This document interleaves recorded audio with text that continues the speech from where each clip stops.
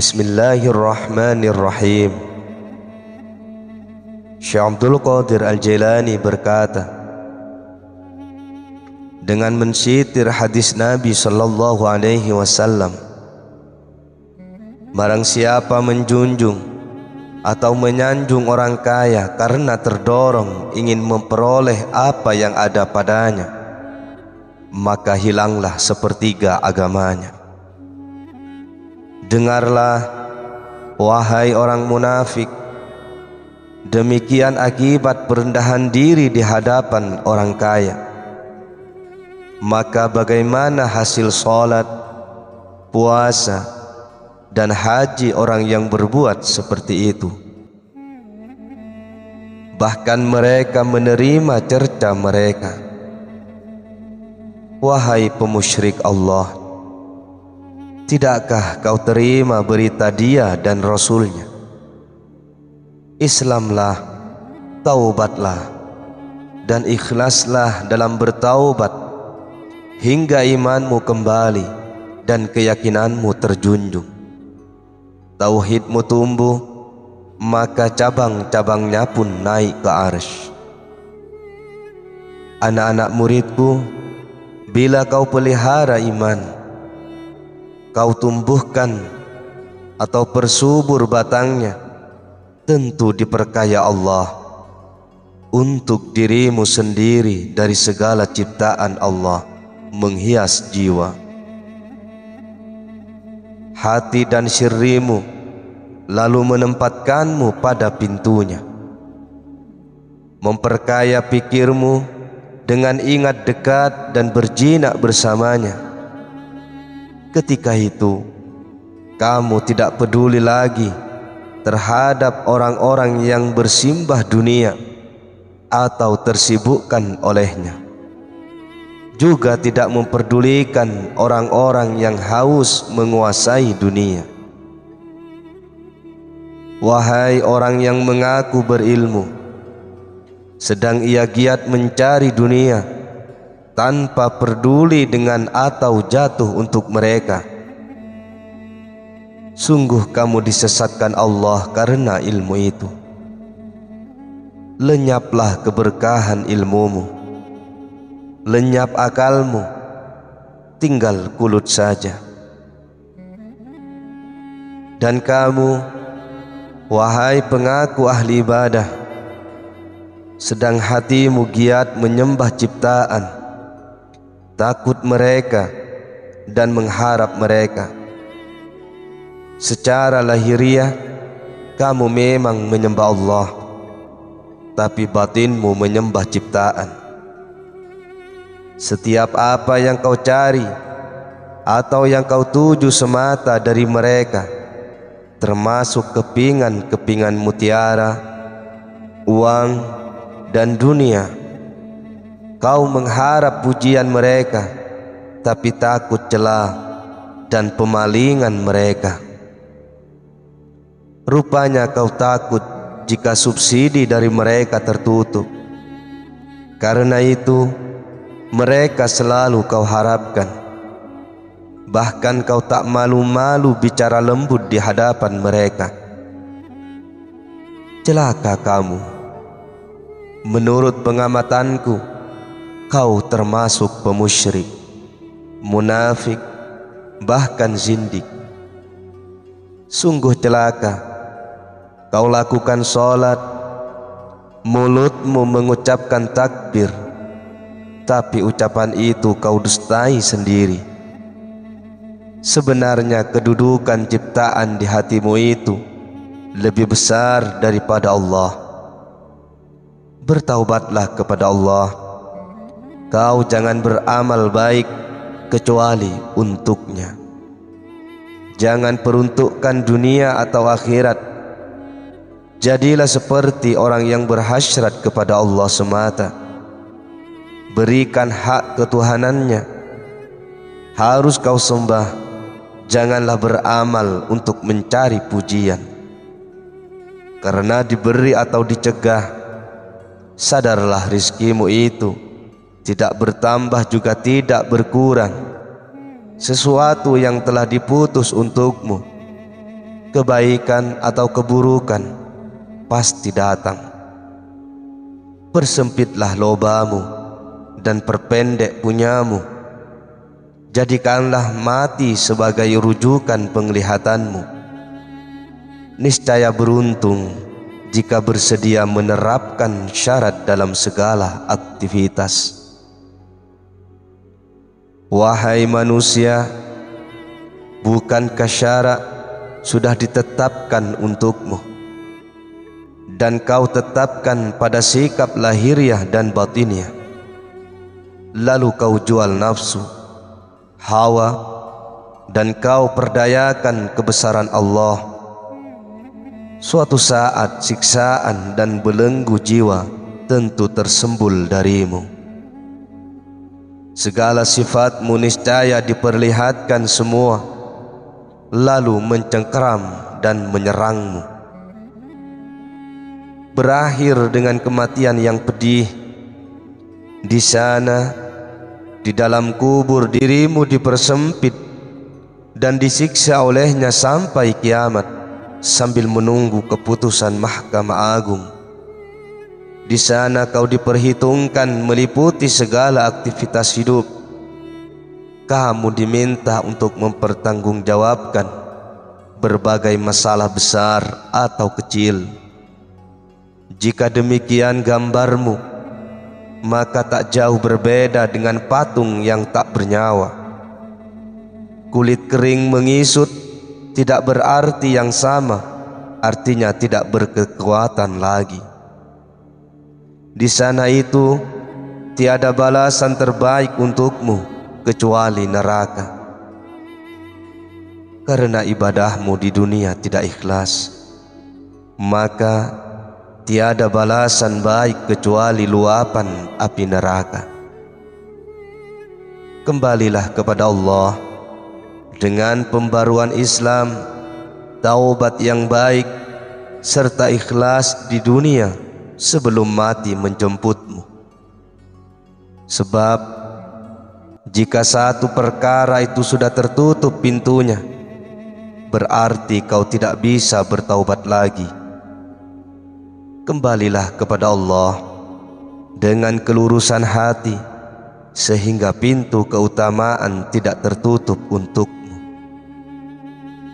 Celaka, mengapa kau tidak malu kepada Tuhan, sedang kau jadikan kepingan-kepingan uang sebagai Tuhan, hari-harimu sebagai tujuan, dan kau lupakan Tuhanmu secara umum. Dalam waktu dekat, niscaya kau melihat hasil perbuatanmu. Serahkan kedai-kedai hartamu untuk membantu keluarga, untuk kasab mereka berdasar syarak, sedang hatimu tetap tawakal kepada Allah. Carilah rizkimu dan rizki mereka dari Allah, bukan dari harta atau kedaimu dan perputaran rizkimu dan rizki mereka.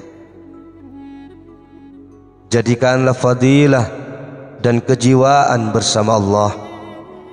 Niscaya kau terkayakan dan keluargamu, dan Dia memperkaya mereka dengan sesuatu yang dikehendaki. Dikatakan pada hatimu ini untuk dirimu, dan ini untuk keluargamu. Tapi bagaimana kamu bisa memperoleh perkara ini, sedang selama perjalanan hidupmu bercabang-cabang, tertutup, lagi menjauh dari Allah? Janganlah kau berkenyang diri dengan dunia dan isinya. Tutuplah pintu hatimu rapat-rapat. Putuskanlah segala keberadaan yang hendak memasukinya, lalu terapkan di dalamnya kenangan untuk Allah. Taubatlah sebenar-benarnya. Menyesallah atas laku atau adabmu yang buruk sepenuh penyesalan. Orang beriman yang yakin dengan perselisihan dunia dan akhirat, tidaklah mereka bakhil. Nabi Isa alaihissalam berkata kepada iblis, "Siapakah di antara sekian banyak manusia yang kau sukai?" Jawab iblis, "Orang beriman yang bakhil." Kata Nabi Isa alaihissalam, "Siapa pula di antara mereka yang kau benci?" Jawab iblis, "Orang fasik yang mulia." Kata Nabi Isa alaihissalam kepada iblis, "Mengapa demikian?" Jawab iblis, "Karena aku amat mengharap orang beriman yang bakhil akan menerapkan bakhilnya dalam laku maksiat. Dan aku takut si fasik yang mulia jika sampai terhapus sifat buruknya oleh sifat mulianya." Wahai, di mana orang-orang bertaubat yang menekuni taubatnya? Mana orang yang malu dan takut kepada Tuhan dalam segala aktivitasnya? Wahai, di mana orang-orang bertaubat yang menekuni taubatnya? Mana orang yang malu dan takut kepada Tuhan dalam segala aktivitasnya? Wahai, di manakah orang yang membersihkan diri dari perkara haram, baik waktu sunyi atau terangnya? Di manakah orang yang mendahulukan sikap malu hati dan memutarnya? Sabda Nabi SAW, "Sesungguhnya kedua mata tentu diperhias, sedang penghiasnya adalah melihat hal-hal yang haram. Berapa kali kau perzinakan matamu dengan memandang perkara haram, seperti wanita dan lainnya. Padahal Allah telah berfirman, katakanlah kepada laki-laki yang beriman, supaya mereka menahan sebagian penglihatan mereka. Anak-anak muridku, selagi dalam hatimu terbesit rasa cinta dunia, kamu tak bisa melihat sesuatu pun ikhwal orang-orang solih. Selagi kau dusta dan berserakah kepada manusia, tidak mungkin mata hatimu terbuka. Tiada kata yang mengantarmu hingga berzuhud dari ciptaan. Jadilah mujtahid, persibuk dirimu dengan disiplin taubat. Kembalikan segala kebutuhanmu kepada Allah. Sesungguhnya Allah itu lebih utama daripada yang lain. Peliharalah hukum-hukum syaratnya. Biasakan bertakwa kepadanya, dan tinggalkan dunia serta akhirat. Karena kedua masalah yang ada itu akan terus mendatangimu, sampai tak ada masalah yang ada itu hanya sesuatu selain dia. Jika kamu tidak segera menunjukkan hati kepada Allah, maka sesungguhnya kamu seperti hewan tak berakal. Wahai murid-muridku, rizkimu tidak dimakannya selain kamu sendiri. Tempatmu di surga dan neraka tidak di tempatnya selain kamu. Tapi sungguh kamu dikendalikan pelupa dan didekti hawa. Setiap kali hikmah kau pasang dalam bentuk makanan, minuman, kawin, tidur, dan tersalurnya sasaran ekonomi. Tujuan cenderung kepada orang-orang kafir dan munafik. Setelah kau peroleh kepuasan barang halal atau haram, masih diragukan apakah dalam hatimu terbesit rasa agama atau tidak. Wahai para miskin, tangisilah jiwamu jika anakmu mati di hari kiamat akan bangkit untukmu. Tetapi kalau agamamu padam, tak ambil peduli dan kau tidak menangisinya, maka para malaikatlah yang mewakilimu, sama menangisi dirimu karena menyesal melihat kerendahan semangat agamamu. Kamu ternyata tak berakal.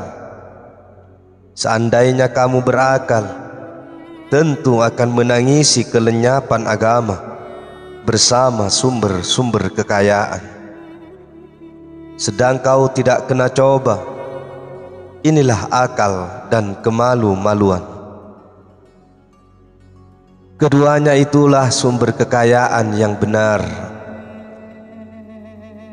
Ilmu tidak berguna dan akal tidak bermanfaat untukmu. Hidup tidak berfaedah, rumah tak terhuni, harta benda tak diketahui, dan makanan tak termakan bila kau mengetahui sesuatu yang ada pada diri sendiri. Sungguh aku mengetahui. Aku bersama pengacara syara yang dengannya menjadi hakim lahiriah dan pengacara ilmu Allah yang ia sebagai ilmu batin. Bangunlah dari ketertiduran pelupa, basuhlah wajahmu dengan air pembangunan, lalu lihatlah apakah kamu muslim atau kafir, beriman atau munafik, bertauhid atau pemusyrik, peria atau pemukhlis, penyama atau pembeda, ridho atau benci. Allah tidak akan ambil peduli dirimu atas kerelaan atau kebencian itu, karena keduanya itu sendiri berada di antara sengsara atau manfaat, sama-sama kembali untuk dirimu sendiri. Maha suci Zat yang mulia, yang halim, yang utama, segala keberadaan bagaimanapun juga berada di bawah kelembutannya. Seandainya dia tidak berlembut kepada kita, niscaya kita terlantar binasa. Anak-anak muridku, kau berharap kepada Allah melalui ibadah, tetapi kau iringi syahwat, riya, dan munafik. Bahkan kamu benci mencari kemuliaannya. Engkau perumpil orang-orang soleh beserta kerusakanmu. Apa yang kau andalkan? Padahal zikir mereka punya, pengajak untuk mengikuti pengetahuan mereka juga mereka punya. Wahai pelari dari Tuhan, wahai manusia sesat, wahai penjauh dari lingkungan orang soleh, celaka kamu. Mana sesuatu yang engkau perhatikan? Mana sesuatu yang mampu merangsangmu untuk berakal? Pada siapa kau mengadu? Pada siapa kau minta tolong? Bersama siapa kau hanyut? Kala kau tertimpa derita, dengan siapa kau berteguh hati? Ceritakan kepadaku, karena aku sudah tahu kedustaan dan munafikmu. Kau dan manusia lainnya bagiku laksana kepinding.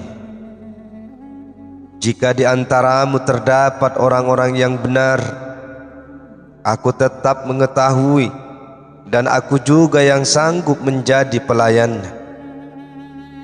Kalaupun ia hendak membawaku ke pasar, lalu menjual kau, atau menjadikan daku sebagai tanggungan hutang, silahkan. Jika ia hendak mengambil busanaku atau apa saja yang aku miliki, atau ia hendak memerintah aku hingga aku jadi peminta, silahkan. Tapi nyatanya kamu tak punya kebenaran tauhid atau iman yang menunjang tujuan itu. mana kau punya amal. Kau tak berbeda seperti kayu bakar yang tidak pantas kecuali untuk dijadikan santapan api. Manusia itu sama, suka menjadikan tujuan pertama untuk dunia. Bebaskanlah hatimu dari apapun dan tempatkan di sana satu masalah yang tidak berbentuk seperti keberadaan ini. Bersihkanlah ibadah dari riya, nifak, dan sum'ah. Luruskanlah ibadah hanya untuk Tuhan semata. Tapi ternyata kau masih suka menyembah ciptaan, pembawa riya, hawa nafsu dan pujian. Tiada di antaramu yang benar mampu beribadah kecuali yang dikehendaki Allah. Tapi sebagian besar di antara mereka suka menyembah dunia dan takut jika sampai lenyap. Inilah penyebab surga yang mengharap memperoleh kenikmatannya dan tidak mengharap penciptaannya. Dan inilah penyembah neraka yang takut darinya tapi tidak takut penciptanya. Siapakah sebenarnya manusia? Apakah sebenarnya surga itu? Apakah sebenarnya neraka, dan apa pula sebenarnya selainnya itu?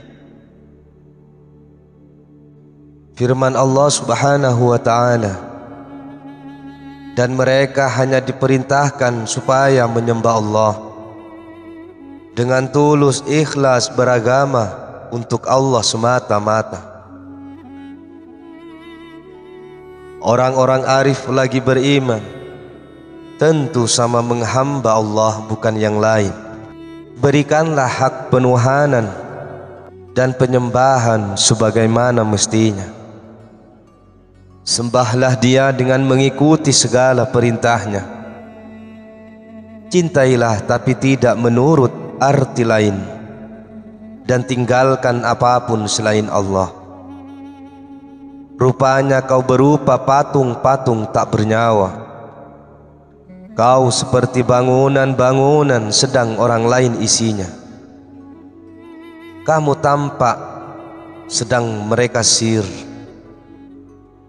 Orang soleh adalah para pejuang Nabi, penguat tangan kanan atau kirinya, muka atau belakang. Sisa makanan para nabi itu hanya terlimpah untuk mereka. Mereka beramal menurut ilmu mereka, maka praktis mereka sebagai pewarisnya. Sabda Nabi sallallahu alaihi wasallam, ulama adalah pewaris nabi-nabi. Kalau mereka beramal berdasar ilmu mereka, maka menjadi pengganti nabi-nabi sekaligus mewarisi kenabian mereka. Janganlah kau datang hanya untuk membawa sepucuk ilmu lalu merasa cukup. Yang demikian tak berbeda seperti dakwah yang tidak disertai niat, tentu tidak bermanfaat. Halnya ilmu tidak bermanfaat tanpa disertai amal. Nabi Muhammad sallallahu alaihi wasallam bersabda, ilmu itu hanya terpanggil dengan amal. Kalau sesuai ia bersambut, kalau tidak ia berpisah. Artinya berpindah barokahnya, sedang pembelajarannya tetap, kulitnya tetap, tapi akalnya lenyap. Wahai para penjual amal dengan ilmu, di antaramu terdapat orang yang pandai berpantun, disertai ibarat-ibarat dan kebenaran-kebenaran meliputi balaghahnya. Namun ia tidak beramal, bahkan tak punya rasa ikhlas. Seandainya kau mau melatih hati, niscaya terlatih pula organ tubuhmu. Karena hati itu sentral organ tubuh yang ada. Karena itu, jika kau melatihnya, tentu kerucuknya terlatih pula. Ilmu itu diumpamakan kulit dan amal sebagai kerangka. Hanyalah kulit itu bisa terpelihara jika kerangkanya juga terpelihara. Hanyalah melalui penjagaan kerangka jika mengharap pelumas keluar darinya. Maka bila tidak ada kerangka dalam kulit itu, apa yang akan kau perbuat untuknya? Jika kerangka itu tidak berminyak, lalu apa yang akan kau perbuat untuknya? Ilmu telah lenyap, karena bila amal tidak ada, maka ilmu pun pergi dengan sendirinya. Mana mungkin bermanfaat bagimu, atau pemeliharaan itu sedang pelajaranmu tidak kau sertai amal. Wahai orang berilmu, jika ku ingin baik di dunia dan akhirat, amalkanlah ilmumu. Ajarilah manusia. Wahai orang kaya, jika kau ingin baik di dunia dan akhirat, peringanlah beban orang-orang fakir. Nabi SAW bersabda, manusia itu adalah keluarga Allah, dan manusia yang paling dicintai Allah adalah mereka yang mau menafkahkan hartanya untuk keperluan keluarga.